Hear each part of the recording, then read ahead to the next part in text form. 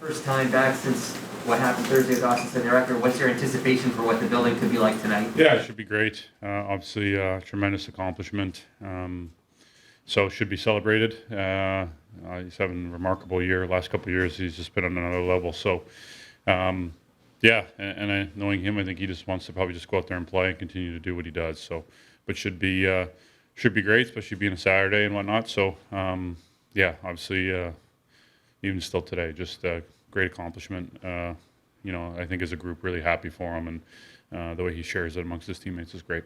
Feels like every game he's got a chance at another milestone. So tonight could be 50 and 50. When you hear that, like it's mind-boggling to us. What do you think of when you hear of potential for 50 goals in 50 games? Yeah, it's hard to fathom today's game.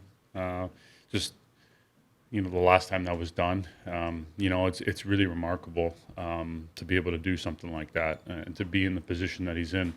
Obviously, Stammer had a 60. I think Ovi's had a 60.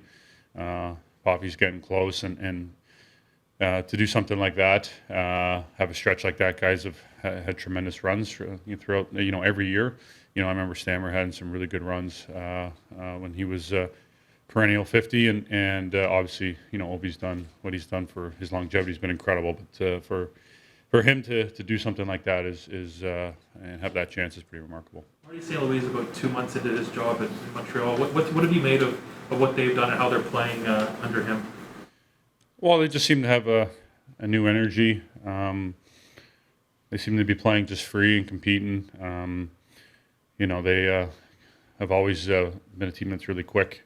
We knew that last year, and when we played them this year, you see how well they come through the neutral zone with speed on the counter and through transition. So they're just they're playing hard, competing, and Marty's got that type of personality. Just very intense, very competitive. Was always very driven. I remember being around him at the Olympics and just very impressed with his professionalism and the person he is, and the work ethic and the level of detail. So I'm sure that's been brought over to him as a coach. What was your reaction when he got the job? Because his coaching resume was pretty thin. Obviously, it's worked out so far. But what did you think when? Yeah, it was probably a little bit more surprising just because of where he was, and didn't seem like someone's name that was out there that was looking for an opportunity like that. But I think he's always been up for the challenge and been known as an underdog a lot of his career, and overcame a lot, accomplished a lot, and seems to be a very similar approach he's got there with them. Is there anything that stands out to you about him from Sochi? Is there a particular memory of yours from that tournament? Yeah, I just remember our first practice over there, and you look at the names in the team. And the team we had, the players, was incredible. And to me, I remember the first practice over there, he just blew me away. Just how good he was in the plays he was making.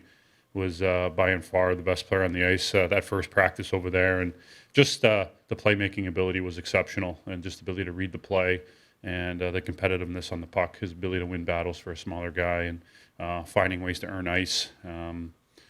Played at a time when he broke in, when it was just not much room. Obviously, the physicality of the game, the clutching and grabbing was higher then, and then his game really transformed once there was a little bit more freedom, and that stuff was getting called, and he thrived in that area just because of the competitive nature of him. So, obviously, great player, great career. What's the top priority for your team as you guys tune up for final stretch here? I don't think we look at it as this is the final stretch. I think we're just trying to go at it day by day, and it's a little cliche and can be a little boring, but we just want to worry about today and get ready to play.